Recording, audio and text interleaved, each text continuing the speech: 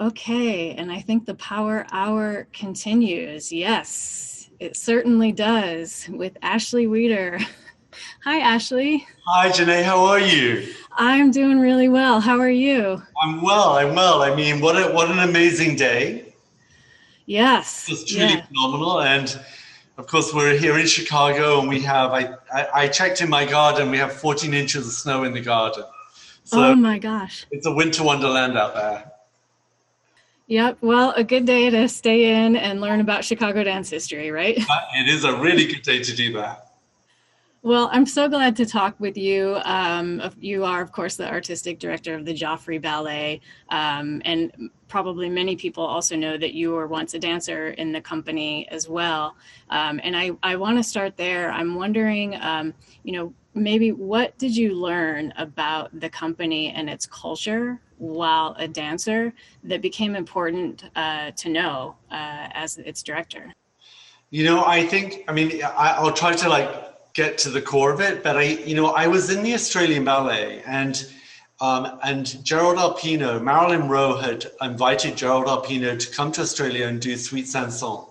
And so I did the lead in that, in the pas de deux, the pas de trois, and many things. And Jerry Alpino said, you should come to New York and you need to meet Robert Joffrey. And so what happened, circumstance happened, and I ended up in New York, and I joined the Joffrey Ballet. And, I knew about the Joffrey, and I knew that it was a very distinctly American company with a very different kind of idea, built on a very different model, not built on a European model. But like Robert Joffrey, I think for everyone, and if we look at the world today, kind of discovered the blueprint of what we're all doing, which was this hybridized company.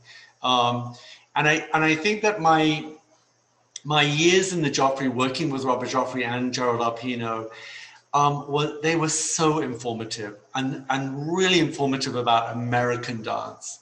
I knew the Ashton ballets. I danced them in London. I got to dance them again in the Joffrey. But, Joffrey, when I think about, Glenn Tetley and William Forsythe and, Twyla Tharp and Mark Morris and Laura Dean and it just kept coming. It was really, really amazing. So I think that it was an incredible lesson in the place that the Joffrey holds in American dance. And I think that having spent 5 years with them, and then coming back to the Joffrey, I wanted to do the best that I could to honor his vision of what he set out to do and the vision that he and Gerald Alpino had for the company.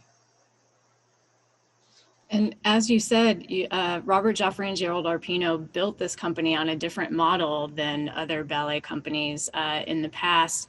I'll let you talk a little bit more about what we mean by that. And I'm also curious, what are the particular freedoms or opportunities or challenges really that type of model affords you now as the artistic director?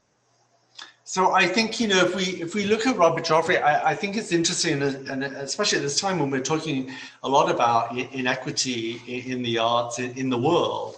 Robert Joffrey was a Muslim.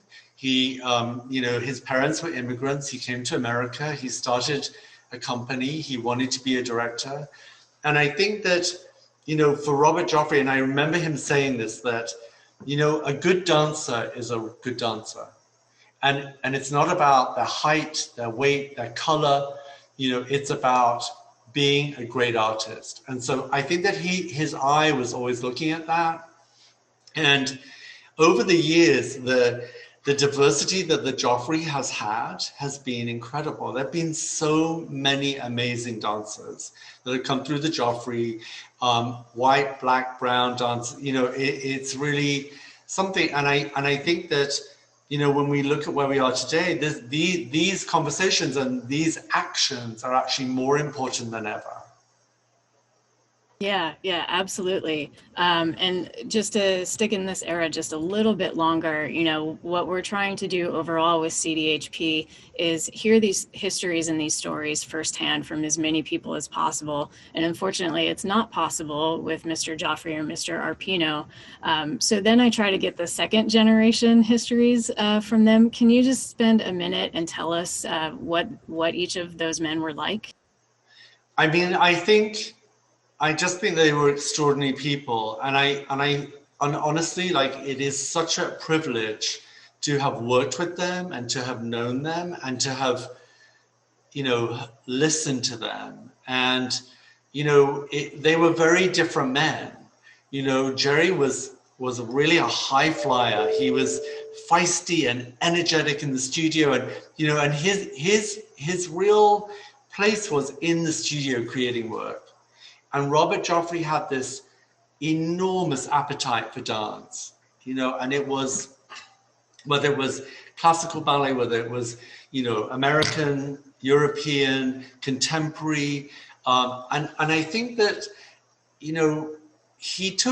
I think what Joffrey did is he took amazing risks, but I think that his gut instinct told him that this was important for his company, important for America, and that he kept pulling the company away from wanting it to be a European model. So, and I know that you've had Twyla on today, and I think of, when Joffrey was, down in the village and invited Twyla, and Twyla was not from the classical ballet world. But if you look at the repertoire in the Joffrey Ballet, it kind of tells you about the breadth and depth, one, of the talent in America, and the fact that Robert Joffrey made a place for it. As well as important works as The Green Table, all of the Massine ballets, the Leonard Massine ballets that he brought to America, which America had not seen. So it enriched our love and knowledge of dance. Yeah, so well put. And just thinking about that whole span, and again, this whole day has been really about diversity and scope. That fits right in. And I kind of want to pull us into 1995, and I know you weren't with the company then, and you weren't in Chicago. Chicago up until then had so much ballet, but nothing on the scale of the Joffrey when they came here in '95.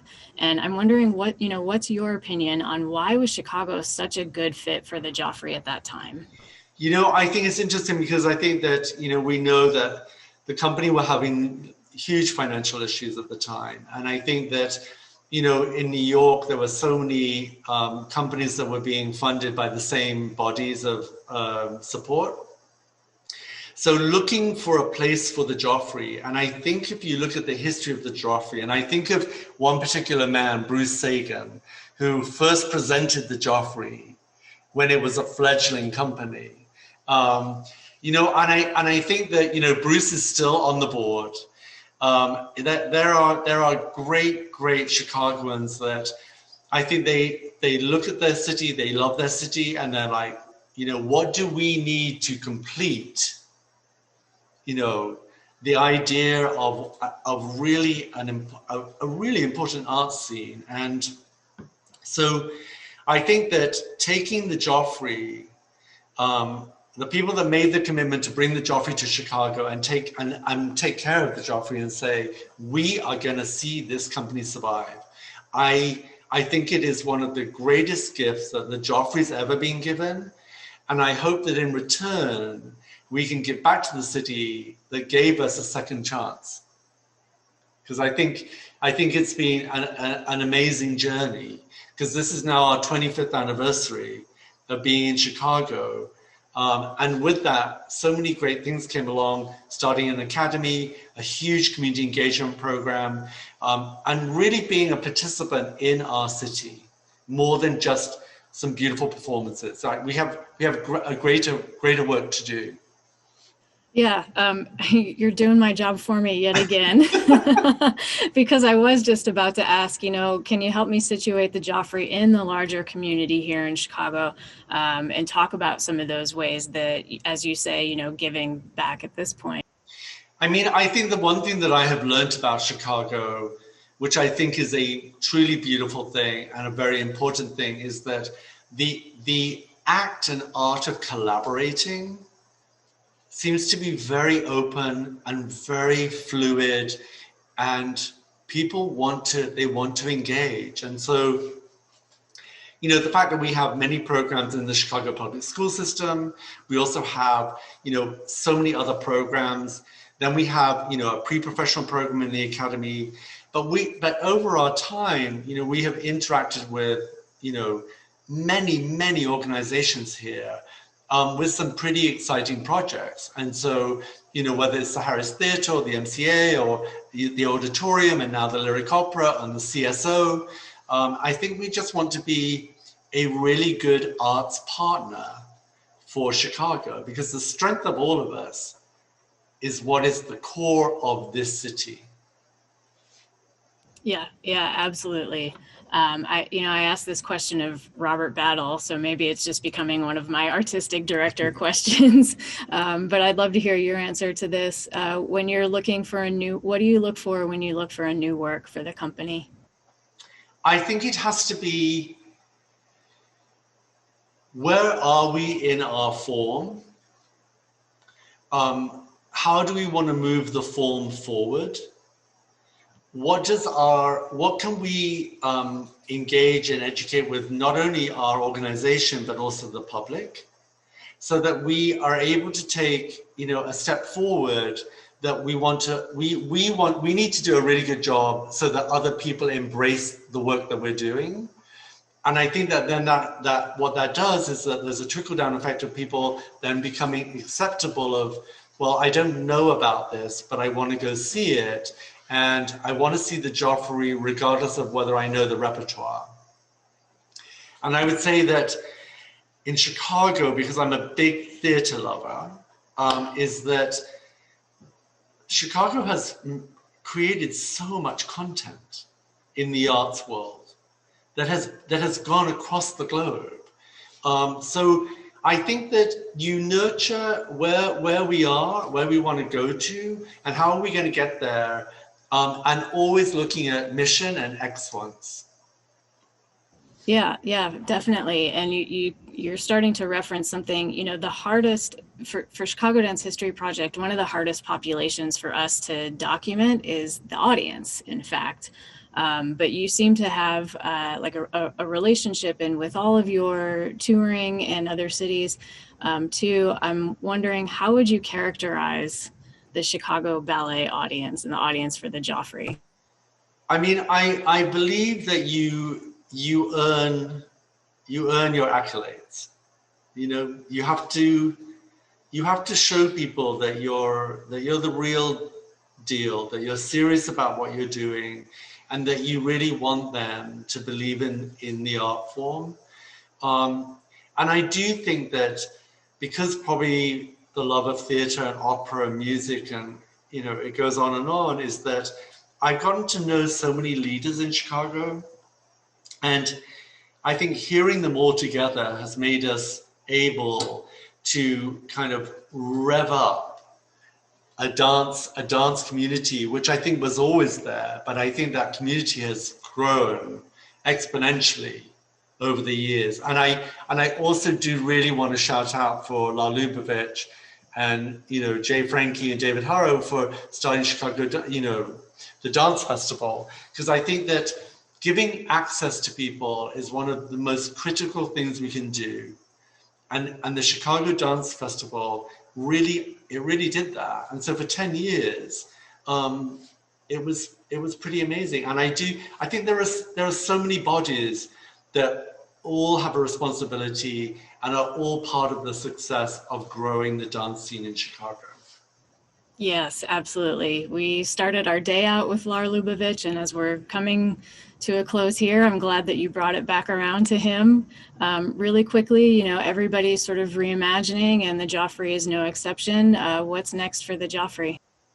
You know, I think, of course, like for the rest of everyone in the world, we want to be able to move past this pandemic, and you know, it's a